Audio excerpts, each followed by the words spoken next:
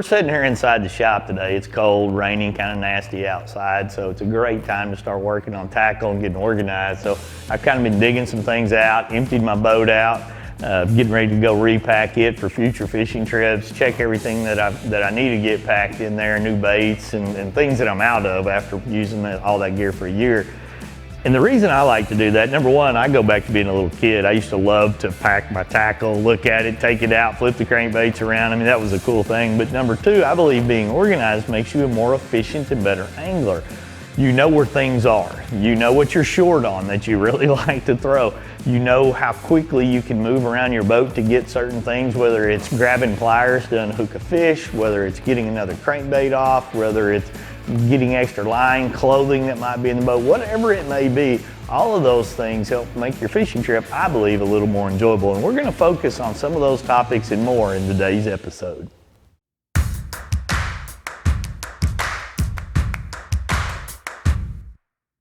Tackle storage and boat organization are key details to focus on as you prepare for the start of another new fishing season. From packing extra fishing line to knowing where your favorite crankbait's located on the boat, these items all play a role in an angler's efficiency and ultimately their success. We start today's show by taking a look at tackle boxes and bait organization. I like to have a lot of tackle. I like to have a lot of different colors, different sizes, different actions with that, because there's times of the year that some are going to be more effective than others. And I'll take these boxes after I get them organized in and out based on the time of the year, based on the lake that I'm going to. But a few things I always keep in there, and one of them is my flipping box of stuff. This is a box that I kind of create here, and you can tell I'm a little bit low on the half-ounce weights right there. But what I've done with this box right here is it allows me to keep my hooks, it allows me to keep my weights and my pegging devices and everything nice and organized. And you know, here's my 3/0 hooks, my 4/0 hooks, and so when I'm traveling, I can look in there, know exactly what I'm grabbing, and it makes it very easy versus putting them in a plastic bag or another box that's, you know, frankly, a lot of those thin plastic boxes break and they fall apart in the latches. We've all been there. But by beefing it up with this particular box here, I've really been able to be more organized. I've had this box now for 3 years, and I keep everything that I need in there. So when I go flipping, when I break a line off, bust a fish off, or I need to change weights or hooks, I know when I grab that particular box, I'm ready to go. I even have it labeled right there for flipping and right there. And when I set these in my boat, they're all lined up right like that, and grab it, and I'm ready to go.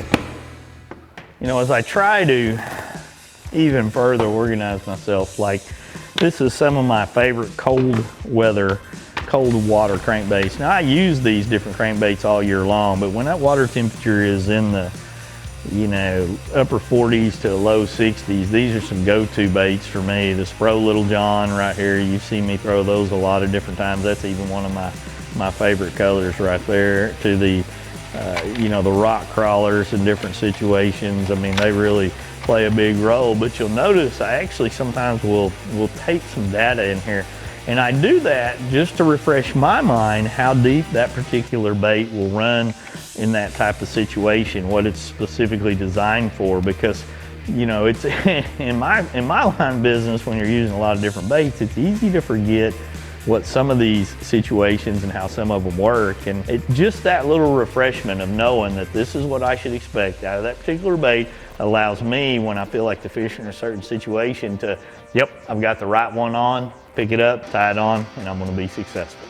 It may look like controlled chaos in here right now, and it really is. And it'll take me a day or two to get everything repacked, reorganized, and geared up from the whole year. I mean, we're going to do things from, you know, our line packages, so that we've got, you know, line for drop shot, line for spinning rod, extra line in the boat while we're out fishing in case we blow up a reel, get a backlash. Not that that happens, but you know, it does happen.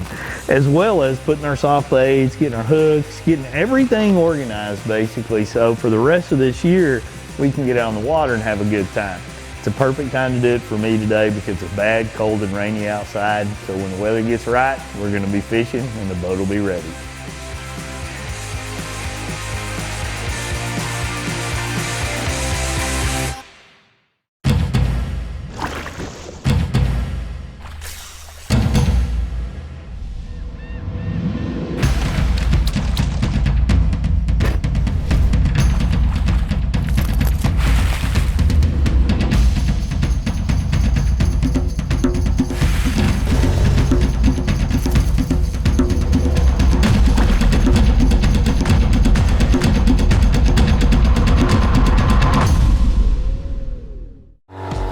When there's miles of water in front of you and hundreds of feet below, you need a boat with the chops to dominate, no matter the conditions.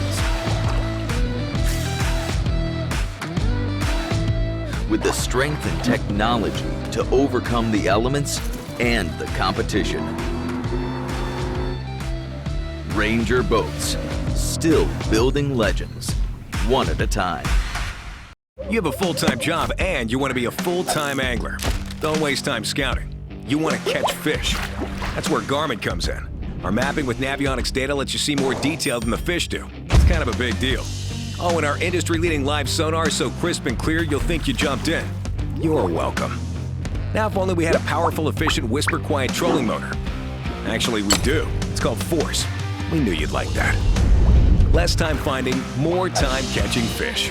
Only with Garmin. I'm a big believer in being organized makes you more efficient, more prepared to have a successful fishing trip. And that's not to say just having stuff laid around in your boat isn't gonna, pay off for a lot of guys. But for me, I like to have all my gear, my rod's in a certain situation, my tackle in a certain place, and my life jacket's in a certain place. Basically, so I know where everything is so I can be more efficient. And I believe efficiency allows you to get more casts while you're out on the water, whether you're a recreational angler trying to fill out a limit for a fish fry, or you're a tournament guy trying to be prepared so that all your gear allows you to get an extra 10, 15, maybe even 100 casts during the day. So we're gonna start breaking down how I put everything into my boat and how I think it makes me more efficient while I'm out on the water.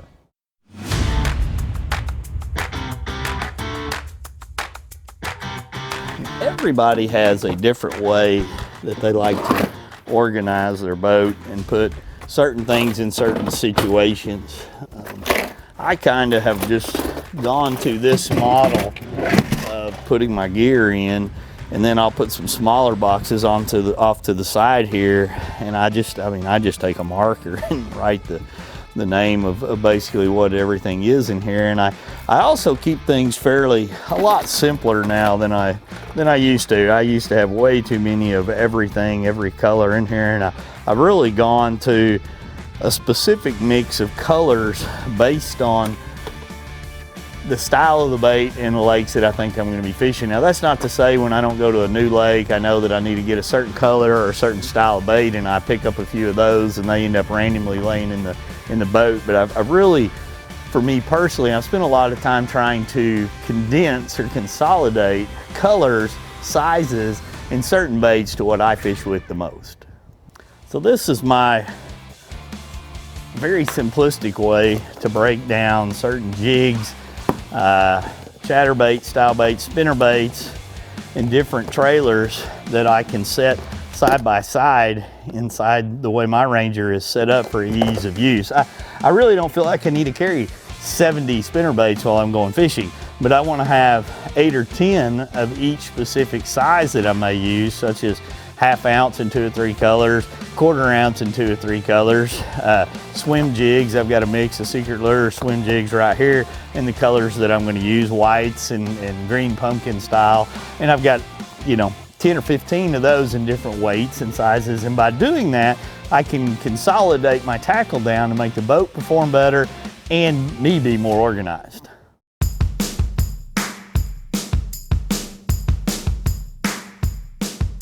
Here's how I do my line inside my boat and where I'm traveling, and I like to have a good mix of line. And now this is main line. This will be to fill my entire spool up in a fishing situation. In comparison to, I'll have like a small little bag that we'll show you later on that'll have leader line in there, like 7 and 10 pound line that I'm going to be tying to a spinning rod or something along those lines. But I like to use these bigger bulk spools to really allow me to maximize the key spools of line, the key sizes of line that I'm going to use while I'm out on the water a lot. And the other ones I just don't, I don't use, so I don't even carry those around a lot. But like a 40-pound SX1 right here, that's a pretty popular size line for me in a lot of different situations. These two sizes of a braided line right here. The 18 and the 20 are what a lot of times you'll see me use on my main line and my spinning rods. And then I will have like a 10-pound FC Sniper or a leader line as small as 7 tied to a lot of these. And so I'll bulk spool a lot of this inside my bag right here. And a couple things I think this does, it keeps it organized. We all know that line, when you're traveling, a lot of times it just blows up and spins off the spools while you're in different situations. But this way, everything is nice and secure. Got straps in there to keep everything in place, and it's all in one spot, so it's not rolling around in the bottom of your boat getting damaged. And when I'm not using my boat for an extended period of time, I can take this out, store it inside, because I don't like my line getting exposed to extreme heat a lot of times, which can happen while you're storing your boat. And this gives me a great way to grab it, put it inside, throw it back in the boat when I'm ready to go fishing. Now that we've got the gear organized and the boat ready to roll, it's time to hit the water and go fishing. After this quick break, host Wade Middleton ventures out for an afternoon of fishing on Medina Lake. Keep it tuned here as we try out all the new equipment and catch a few fish. Big, long, skinny guy. That's fun. All right. Gotta have the pliers here when we're throwing the old crankbait around. You're gonna need them.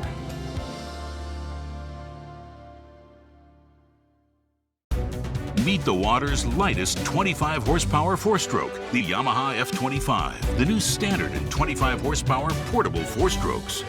At just 126 pounds, it's got the best power to weight ratio of any 25 horsepower 4-stroke on the water. With performance that bests the previous Yamaha F25 and features like Yamaha's VTS for precise trolling speeds, batteryless EFI, built-in resting pads, and carry handles, it's the perfect portable power for small boats. We don't have a large laboratory to test baits. Why, you ask? We don't need a big laboratory because our pros fish, our employees fish, our owners fish, and our kids fish. This is our laboratory. Our R&D comes from time on the water. All that time on the water brings us thousands of hours of testing new products and improving current ones for all species. Big Bite Baits, designed to bring the big bite to your line.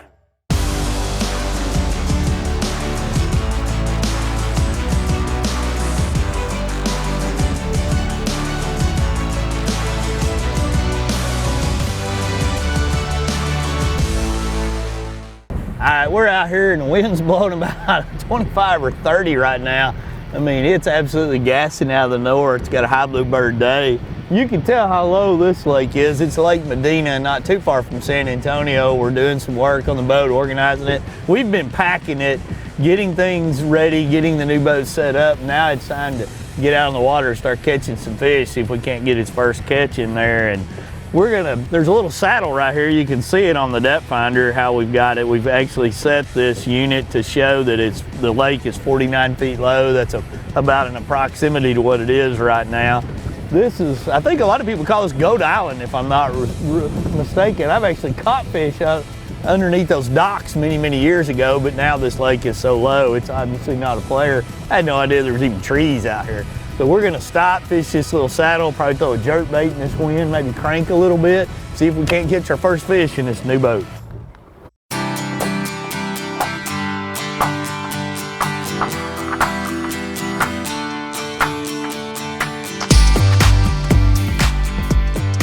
There's a fish right there. Captured one. Oh yeah, little buddy. Little rock crawler bass. Thank you, sir.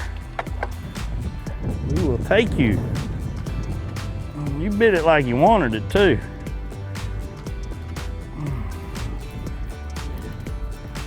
World famous Medina bullet right there.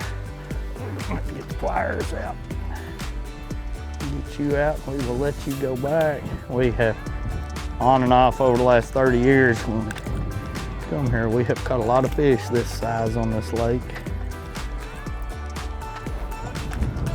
There we go.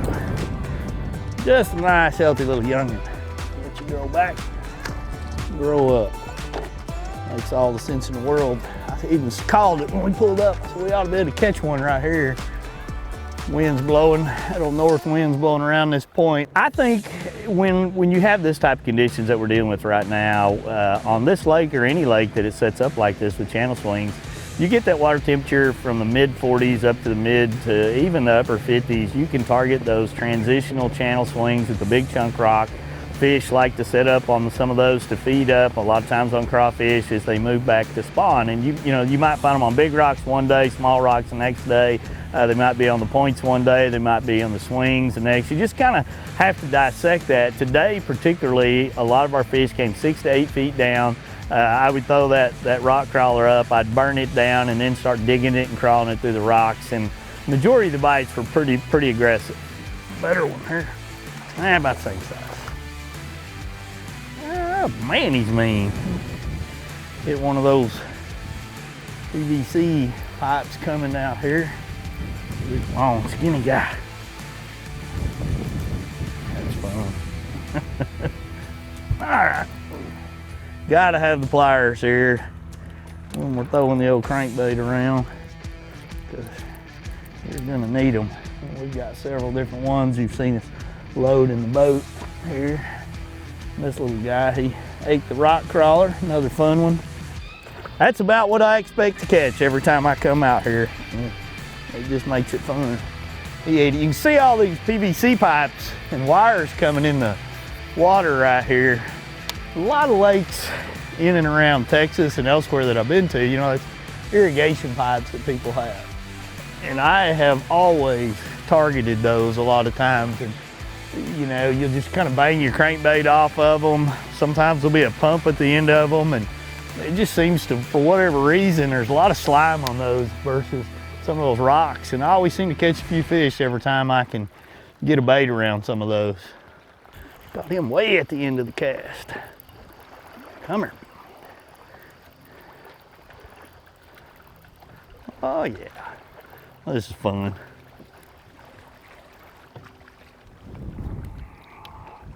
Come here. I bet you're an old timer. Big, long, skinny. That head is bigger than his body. Big old mouth.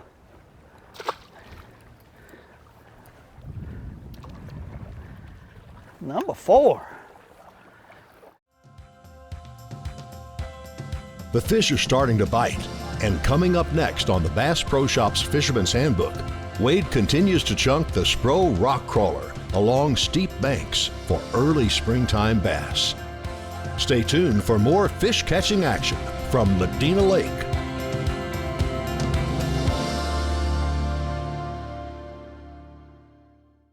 Attention anglers, are you looking for soft tubes or craws? How about big jigs, little jigs, and shaky heads of all sorts and sizes? Do you want some sweet swim jigs that you can take all across the country? When's the last time you stocked up on frogs, wacky rigs, or big old lead shakers? Maybe you just need a few swim bait heads, finesse jigs, and some good old stupid tube jig heads. You'll find all that and more fishing gear when you go online and shop the entire selection of Secret Lures now.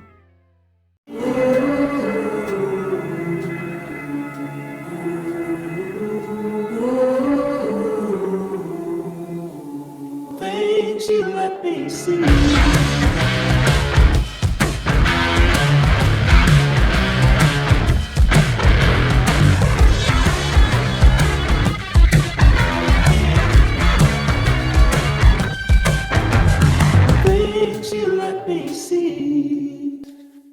So we ran out to Lake Medina today, really this afternoon, to get the boat in the water, do some break-in, and basically practice playing with all the things we've been loading and talking about. We really spent a lot of time organizing our gear in the off-season, and now that it's fishing season for us, we got this boat all rigged out. We've been wanting to fish. We had a couple of issues we had to run through, weather, cold fronts, everything else, and finally we said, hey, regardless of the fact the wind's gonna blow 25 miles an hour, let's just run out to Medina. And I haven't been to Medina in a long time. Probably 4 or 5 years, and it's a lake that's widely known, goes through a lot of variations in water level, fluctuates up and down all the time, and it's probably 49, 50 feet low right now, and it's generally full of fish. They're just mostly small. I never turn down a bite. There's another one right there. This guy here, he's another one putting on a little tug.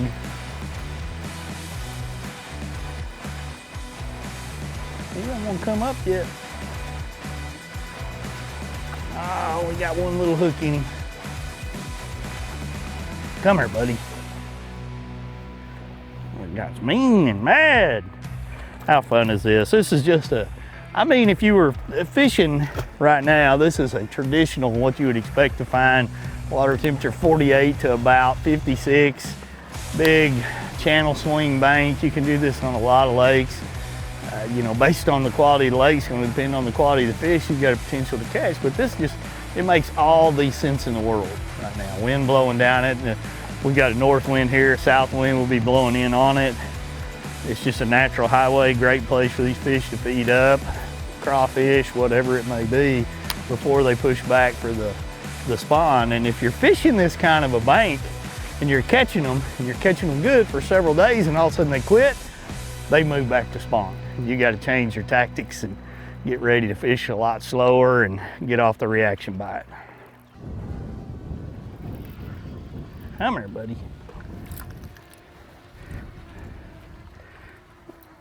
Speedy devil.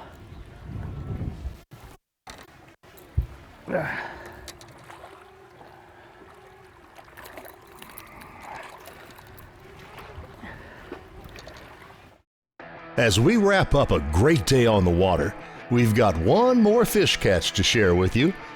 Kevin Gieske, the lead cameraman for the team, had brought his son Nicholas along for the day.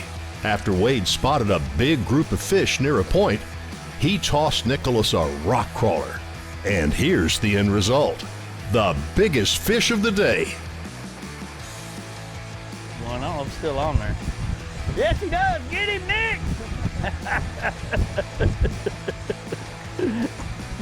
Now we can bring around this side of the boat. Net, we got a net here. Yeah, why don't you help him? Oh. That's bigger than I'm talking about. That's the biggest fish of the day right there. Right there.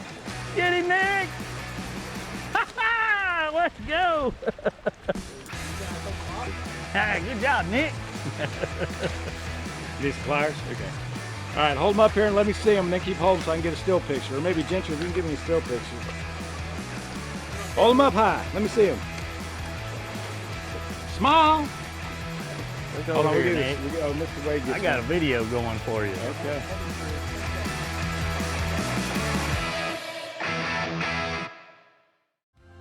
As you gear up and prepare for your next fishing adventure, take the time to organize your baits and tackle to set yourself up for success out on the water. Thanks for watching this episode of the Bass Pro Shop's Fisherman's Handbook. This has been a Carico TV production.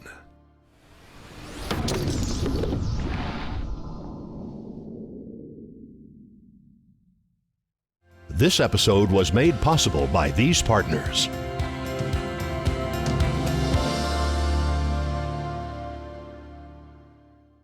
Born in Japan, using technology, innovation, and precision, Sunline produces the widest selection of fishing lines at the most technologically advanced line factory in the world. Manufactured at the strictest tolerances to produce victories at the highest levels of tournament bass fishing. From household names like Christie, Swindle, and Cruz to young guns like Cook, Logan, New, and Welcher, they all trust Sunline to take them to the top of the leaderboard. Choose the line that will give you the strength to guarantee your confidence. Sunline.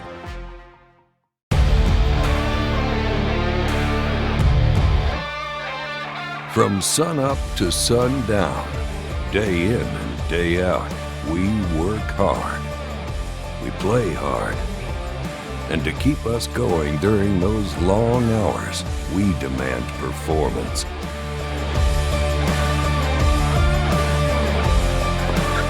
Angle Coolers, the original high-performance cooler. Deep Creep, from the makers of Seafoam Motor Treatment.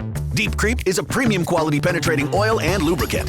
It works fast to break metal surface tension and crawl deep into parts and mechanisms. Use it to oil all kinds of mechanisms like gears, hinges, and chains. It frees stubborn parts from rust and corrosion. Lubricate and protect guns, tools, and stored engine parts. Deep Creep lasts longer by resisting evaporation and stays fluid under extreme heat for the toughest jobs. Deep Creep, nothing creeps deeper.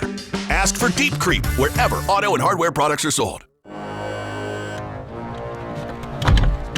TH Marine has been producing top-of-the-line marine accessories to rig boats from transom to trolling motor for decades. From jack plates to fish care to LEDs, TH Marine has you covered.